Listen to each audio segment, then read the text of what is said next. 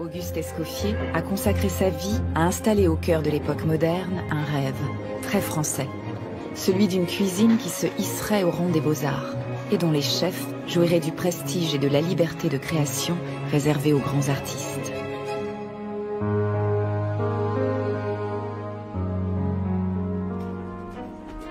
Pourquoi ai-je appris le métier de cuisinier? Ce n'était pas ce dont j'avais rêvé. Mon désir était de devenir sculpteur, parce que jeune, les beaux-arts m'attiraient. Malheureusement, je dus renoncer à suivre cette voie. Placé comme commis dès l'âge de 13 ans chez un oncle restaurateur à Nice, Auguste en a 19 lorsqu'il part tenter sa chance à la capitale. En ce temps-là, le métier de cuisinier était peu considéré dans la société mondaine. Le jeune Auguste rêve du prestige dont jouissait au siècle précédent le premier cuisinier à porter le nom de chef et à revendiquer un statut d'artiste. Le légendaire Antonin Carême, cuisinier de Talleyrand. Recommandé par un client auprès du chef du Petit Moulin Rouge, un établissement à la renommée grandissante, il espère enfin rencontrer à Paris l'esprit des maîtres dont il brûle de suivre les traces. On peut dire qu'Auguste a de la chance parce que quand il arrive à Paris, il a à peu près 20 ans, en 1865, c'est le moment où il faut y être pour sa génération. C'est l'apothéose du Second Empire, un régime moderniste, autoritaire aussi, populiste, on peut dire le mot, mais qui marche du feu de Dieu. Donc c'est vraiment un moment assez excitant. Les fêtes de la princesse Eugénie éblouissent l'Europe. La vie parisienne, c'est pile à ce moment-là. Et le petit Escoffier est là, il apprend, il regarde, il écoute. Il est évidemment dans un petit rôle, mais il est au centre, il est dans le quartier des Champs-Élysées. Le dîner est alors une affaire de plusieurs heures et la clientèle du Petit Moulin Rouge apprécie une cuisine démonstrative, prestigieuse, copieuse. Mais l'envers du décor va rapidement doucher l'enthousiasme du jeune Auguste.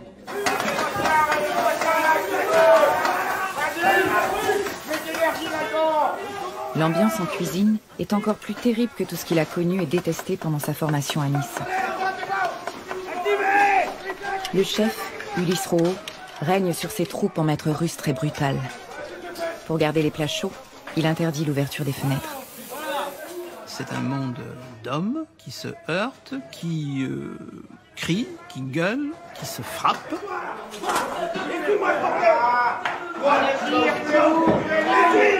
ne faut pas oublier que c'est une époque où l'alcoolisme durcit encore ce métier. Auguste, lui, ne boit pas et ne fume pas pour préserver son palais. 18 mois après son arrivée, il est déjà chef de garde-manger. À 22 ans, il a déjà été promu chef saucier, traditionnellement le second de cuisine. Mais malgré le respect qu'il a pour la cuisine d'Ulysse Rouault, il ne supporte plus les conditions dans lesquelles elle voit le jour. Les commis font nombre de pas inutiles. Les tables de préparation sont trop hautes ou trop basses. L'éclairage est déficient. Les casseroles sont des instruments de maison bourgeoise, mal adaptés au service de 200 couverts. Sans parler des rivalités entre les marmitons, les aides-cuisiniers, les serveurs, les maîtres d'hôtel. Rien n'est fonctionnel. Il faudrait tout repenser. Escoffier a été le premier à se dire c'est pas possible de vivre dans des conditions de travail telles que ça, on ne doit pas être à la guerre tous les jours, ce n'est pas possible, donc il faut trouver d'autres solutions. Le 19 juillet 1870, la France de Napoléon III déclare la guerre à la Prusse d'Otto von Bismarck. Auguste est mobilisé en tant que chef des cuisines au quartier général de l'armée du Rhin.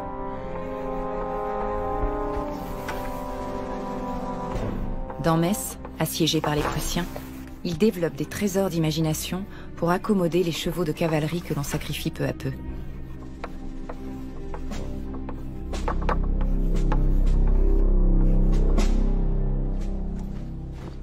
Prisonnier comme 150 000 autres soldats, il est affecté en cuisine auprès de l'état-major en captivité du maréchal MacMahon.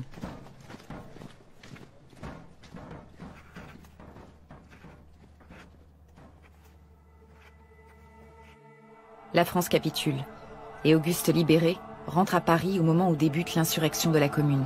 Et la direction du Petit Moulin Rouge lui propose alors le poste de chef de cuisine. Il n'a que 27 ans. Pour se faire respecter en tant que chef, Il reprend l'exemple de Carême et s'achète la plus haute toque qu'il peut trouver. Messieurs, s'il vous plaît. Elle va devenir l'apanage des chefs et leur valoir le surnom de Gros Bonnet. Et autour de ces fourneaux, alcool et tabac seront interdits. Sa première préoccupation est d'instaurer dans sa cuisine un climat plus calme et respectueux. C'est pas le chef qui fait le coup de poing, et il est plus dans l'art de convaincre que dans l'art de vaincre. Et ça fait un management qui diffuse vraiment et qui permet aux équipes de se sentir adhérer à l'esprit. Pas oublier qu'on va parler d'Escoffier d'années, de décennie en décennie, parce qu'on adhère à sa philosophie de travail, pas uniquement à son style de cuisine. On a pratiquement l'adhésion à un leader. Ce travail qui était harassant, très difficile, finalement, il est rentré dans la cuisine et il a dit mais est-ce qu'on ne pourrait pas le faire de manière un peu plus démocratique, un peu plus humain? Je pense que sa cuisine était faite à base de ça, ce qu'il était, c'est-à-dire écouter les gens, leur parler, les prendre un peu sous son aile, comme on dit. Et un bon chef, c'est quelqu'un qui sait s'entourer.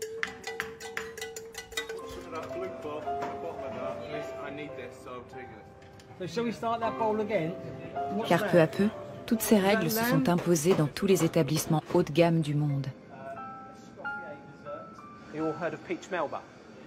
Pour nous, en tant qu'école de cuisine, Auguste Escoffier est notre parrain.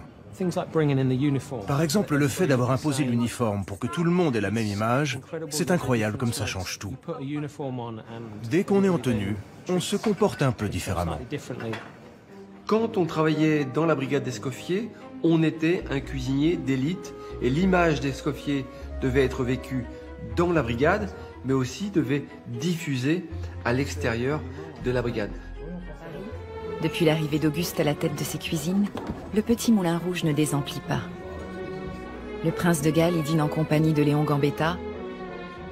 On y voit Patrice MacMahon, désormais président de la République. On y croise également Sarah Bernard et son professeur de gravure, Gustave Doré. George Sand, bravant les conventions, refusant le restaurant aux femmes. Et toujours les sulfureuses Cora Pearl et Blanche Dantini et leur cohorte d'admirateurs. Pour nous, les cuisiniers, il a amené la légèreté. L'essence de la cuisine française, c'est vrai que c'est le rôtissage et la sauce. La sauce, c'est l'excellence française, encore de nos jours, et c'est très très important. Et c'est là l'intérêt de la révolution qu'Escoffier a apporté justement, c'est qu'il a conservé l'essence du goût de la sauce, mais en l'allégeant. Pour parvenir à ce résultat, il a rationalisé le processus de fabrication des sauces traditionnelles en recherchant la précision des goûts et des textures. La peur, avant Escoffier, quand on se nourrissait, c'était d'être malade par ce qu'on mangeait. Donc il fallait surcuire les choses. Lui a une vision différente. Il a dit le produit a déjà la saveur naturellement, si on choisit un bon produit. Donc essayons de le dénaturer au minimum pour qu'on ressente l'essence du produit brut. Mais Auguste garde aussi à l'esprit le destinataire de sa cuisine. Il a compris que sa clientèle était avant tout friande de nouveautés et d'attention particulière, dédiée. Il va donc chercher à personnaliser ses plats et prendre l'habitude de les accompagner en salle pour les présenter à ses hôtes de marque. Monsieur Escoffier, dites-nous tout. Il s'agit d'un fouetté de crème désignée, le tout sur un lit de fraises d'Espagne, recouvert de fines tranches de pain normand grillées à la menthe effilée. Quel talent! L'importance d'un vrai chef, c'est de pouvoir sortir de sa cuisine et de venir discuter avec sa clientèle. Et ça, c'est réservé aux plus grands. Ce sera le cas d'Escoffier, qui peut aller voir la plus grande star de l'époque, l'équivalent des rockstars d'aujourd'hui, qui serait par exemple la Melba ou la Patti, les grandes cantatrices, le créateur du rôle de Cyrano de Bergerac, Coquelin, donc vraiment des superstars, dirait-on aujourd'hui. Escoffier sort des cuisines et va parler avec eux. À ses clients et clientes les plus prestigieux, il commence à dédier les créations qui lui inspirent.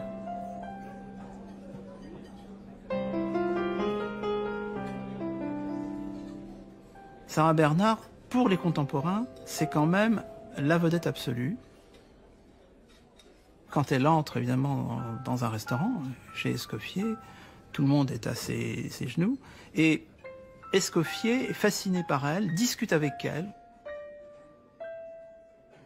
Je connaissais le culte de Sarah Bernard pour la timbale de riz de veau aux nouilles fraîches, liée par une purée de foie gras agrémentée de lamelles de truffe. J'ai eu plusieurs fois l'occasion de la lui préparer moi-même pour satisfaire son caprice. C'est à cette fameuse timbale que je dois l'amitié qu'elle n'a cessé de me témoigner depuis. À 30 ans, la carrière d'Auguste est lancée. Il ouvre à Cannes le Faisan Doré, un traiteur avec salle de restauration, et épouse Delphine Dafis, avec qui il aura 3 enfants. 8 ans plus tard, c'est un homme mûr, tranquillement installé dans la vie, qui se rend à Monte-Carlo pour un rendez-vous. Mais à Monte-Carlo, l'attend la rencontre qui va donner une toute autre dimension à sa vision gastronomique. Le développement du chemin de fer en Europe a entraîné l'apparition d'un phénomène nouveau, le tourisme. Pour accueillir cette clientèle, aux moyens quasi illimités, un nouveau concept d'hôtellerie se développe, le palace.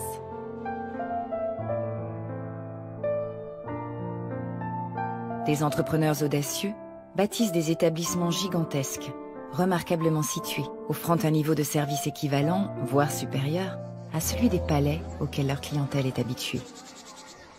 César Ritz est un des tout premiers à avoir saisi cette tendance. Hôtelier et entrepreneur suisse, il dirige à Monte-Carlo et à Lucerne 2 palaces où se croisent les personnages les plus influents de l'Ancien et du Nouveau Monde. Ritz a très tôt compris l'importance cruciale du restaurant dans le succès de ce type d'établissement.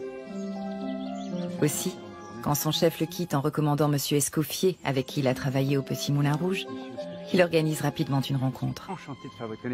C'est le début d'une amitié qui va marquer l'histoire de la restauration.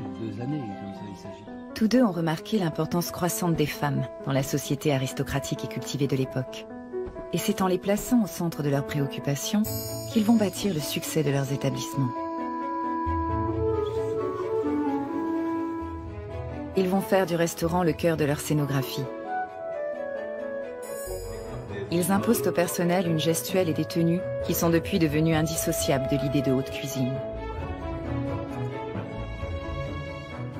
Et le service devient un ballet spectaculaire, chorégraphié avec soin, pour un maximum d'efficacité et d'élégance. Cette expérience débutera désormais dès la lecture du menu.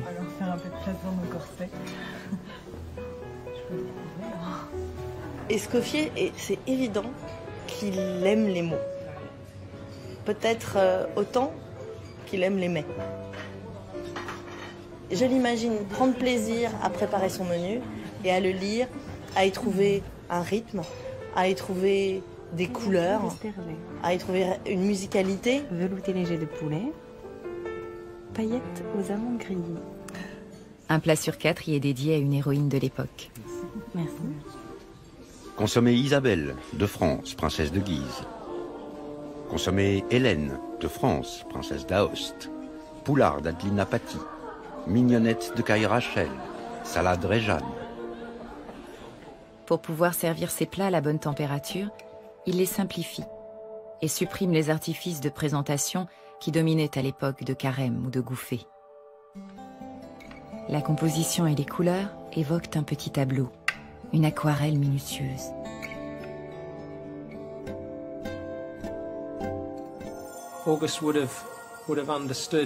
Auguste avait compris qu'on ne mange pas qu'avec notre bouche, qu'il y a la précision dans l'assiette, le plaisir de voir la nourriture, d'anticiper son goût.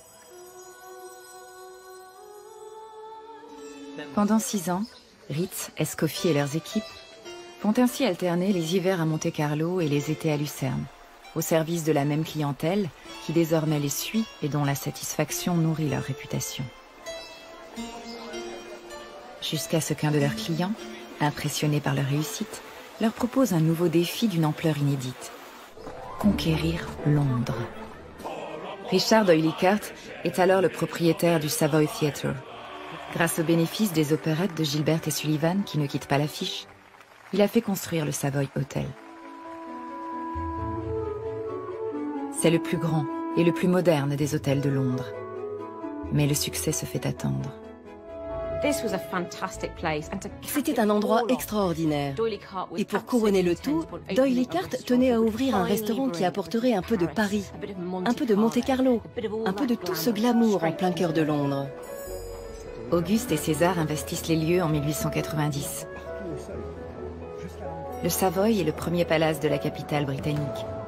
Les hôtels de Monte-Carlo et de Lucerne étaient grands, mais pas gigantesques.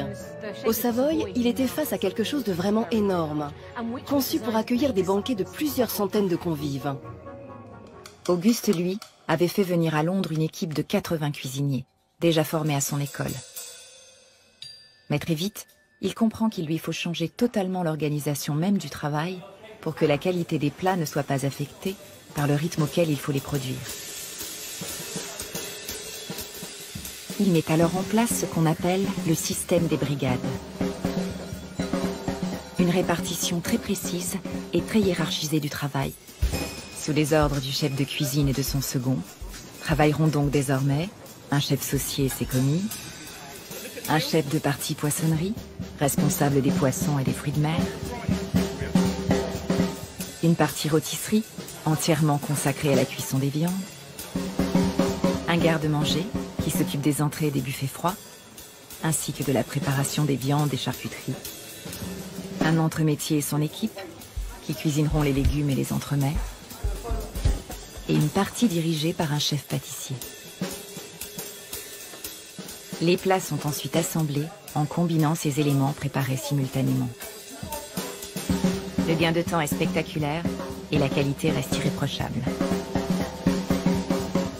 Cette approche rationnelle de l'organisation du travail est très proche de celle qui allait être théorisée aux États-Unis par Frederick Winslow Taylor, puis mise en pratique dans les usines d'Henry Ford. Pour répondre aux nouvelles préoccupations diététiques de l'époque, Auguste va consacrer beaucoup de temps à la conception d'un nouveau type de menu. L'évolution, elle est là. C'est qu'on est passé de menus hyper roboratifs, hyper traditionnels, à des menus très modernes. Donc il a réussi à y mettre un peu, je dirais, de magie et surtout d'arriver à trouver un équilibre entre entrée, plat, dessert, même si à l'époque encore, il y avait quand même encore 4, 5 plats. Il faut savoir quand même qu'on est passé de 30 à 5, 6 plats. Et donc de trouver l'équilibre, voilà, l'équilibre nutritionnel, l'équilibre gustatif dans les menus. Avant le Savoy, les gens riches et influents recevaient avec leur propre chef, à la maison, ou parfois à leur club. Après le Savoy, ils sortaient pour dîner. Dans le magazine britannique Truth, on peut lire « Le Savoy se transforme en rendez-vous sacro-saint de l'aristocratie internationale, en oasis pour les artistes, en mecque des gourmets. » Monsieur Escoffier devient une célébrité londonienne. Et c'est au Savoy, après avoir été admiré la cantatrice Nellie Melba dans Lohengrin, qu'il crée pour elle le dessert qui accompagnera sa légende. Et madame, si vous me le permettez, j'appellerai cette pêche à la Melba. Voilà, donc c'est Escoffier. Alors il y a tout, il y a le savoir-faire faire parce qu'il y a toute une équipe qui l'aide à faire ça, et puis le faire savoir parce que, évidemment, cette pêche à la Melba, pour la Melba, eh bien, il y a la presse qui écrit sur la pêche Melba. Le pari qu'il retrouve est de nouveau en ébullition.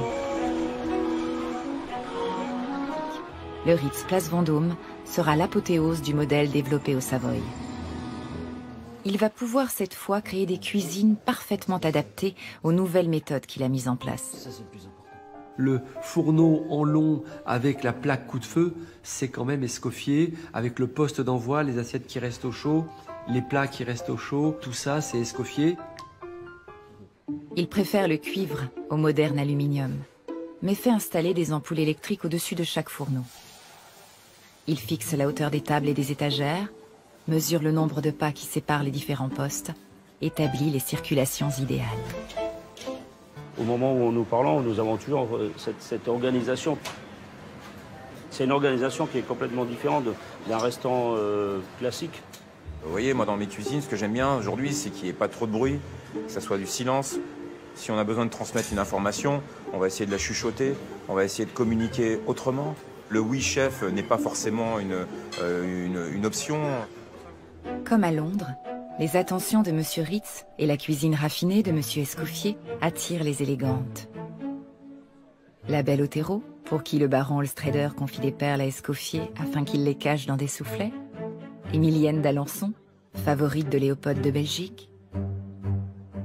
Gaby Delis, maîtresse du roi Manuel du Portugal. Mais Auguste est aussi sollicité à l'occasion de tous les grands événements qui marquent le Paris de son époque. C'est lui qui prépare le pique-nique qu'emporte Alberto Santos Dumont lors de son premier envol en ballon au-dessus du jardin d'acclimatation. Moins d'1 an après son arrivée, il confie les cuisines du Ritz à Gimond, chef formé par ses soins, et repart avec César Ritz pour l'Angleterre, où on les attend déjà pour lancer le Carlton. Ils sont arrivés, ils sont au sommet, c'est les meilleurs.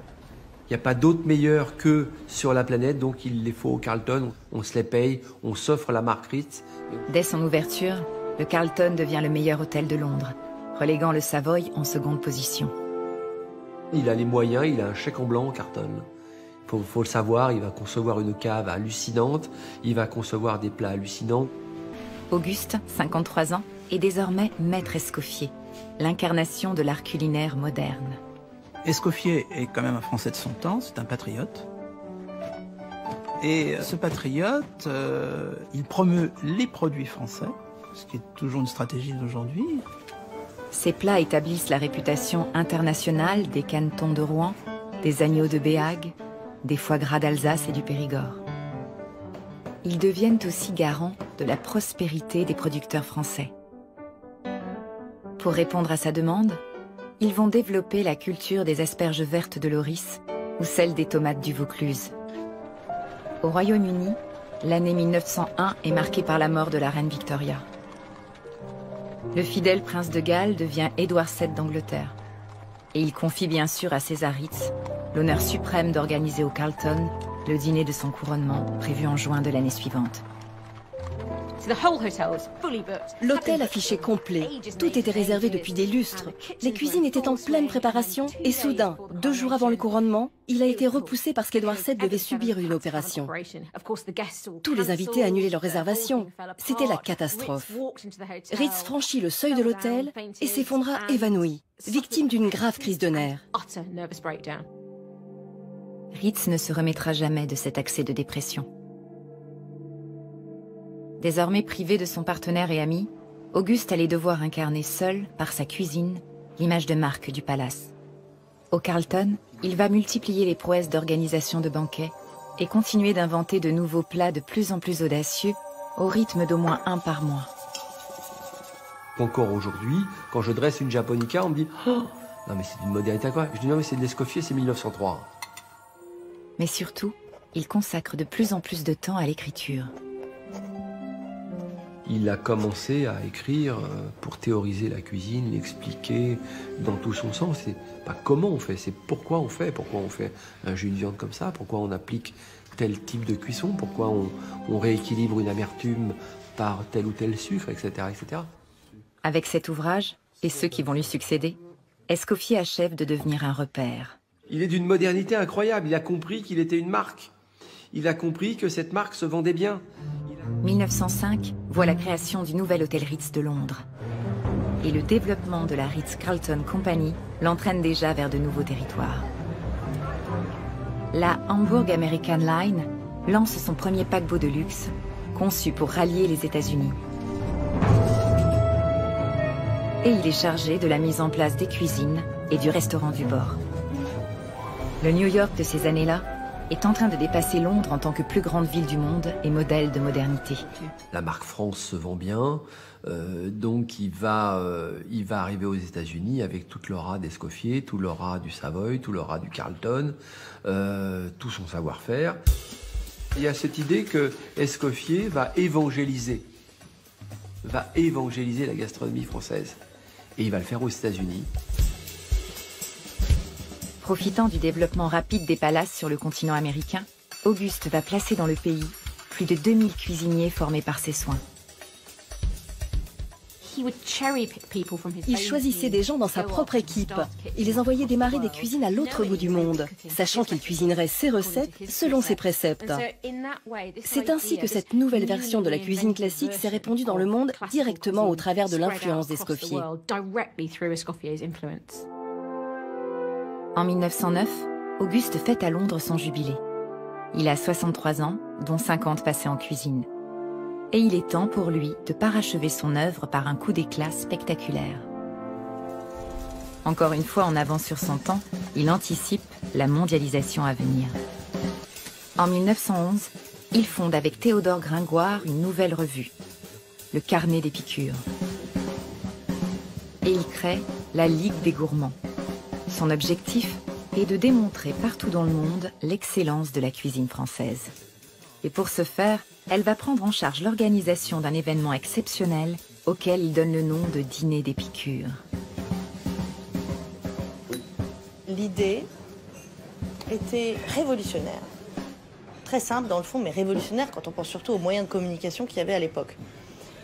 C'était de créer un menu de haute cuisine française, le transmettre à différentes cuisines, restaurants, hôtels ailleurs dans le monde, et tout le monde allait servir ce menu, le même menu, au même moment, dans différentes parties du monde. Le 18 mai 1912, le premier dîner d'Épicure réunit 300 personnes au Cecil à Londres et plus de 4000 dans 37 restaurants dispersés dans le monde.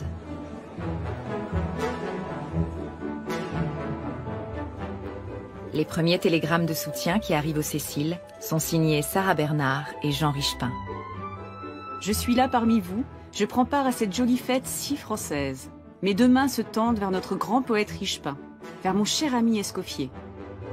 Vive les dîneurs et les dodineurs auxquels de tout cœur je me joins pour glorifier le grand art que fut et doit rester notre cuisine, cette rose unique arrosée par les vins de France. En termes d'impact médiatique, c'est extrêmement fort. Donc vous touchez toutes les bourgeoisies planétaires. Il faut manger ce que brûle Escoffier. Pendant 3 ans, ces dîners vont se succéder au rythme d'un tous les 2 mois, rassemblant de plus en plus de convives et suscitant de plus en plus d'échos dans la presse. Le 14 juin 1914, plus de 140 restaurateurs dans le monde participent au dernier dîner d'Épicure.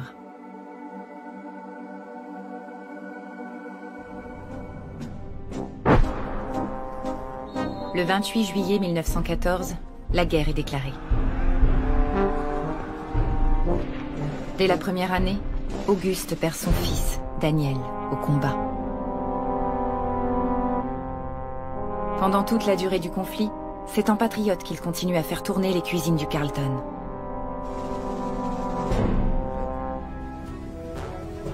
Auguste va encore participer à la mise au point du célèbre bouillon cube et de la poule au pot pour Julius Magie.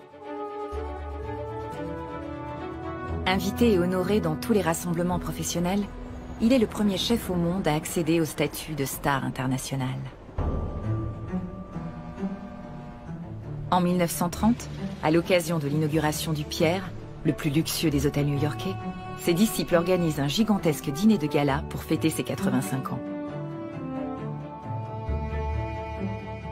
Je pense qu'à ce moment-là, il a réalisé qu'il avait presque transcendé son statut de chef, qu'il était devenu quelque chose de plus grand. Il avait accompli le rêve de sa vie. Maintenant, les gens pouvaient porter fièrement le nom de chef de cuisine. Ils n'étaient plus de simples cuisiniers, ils étaient devenus des professionnels, œuvrant dans un milieu qui inspirait le respect. Le 12 février 1935, Auguste, 89 ans, s'éteint modestement auprès de sa femme à Monte-Carlo. Il vient tout juste de publier son dernier livre, Ma cuisine. Escoffier avait à cœur de laisser une large place à l'inspiration des générations à venir.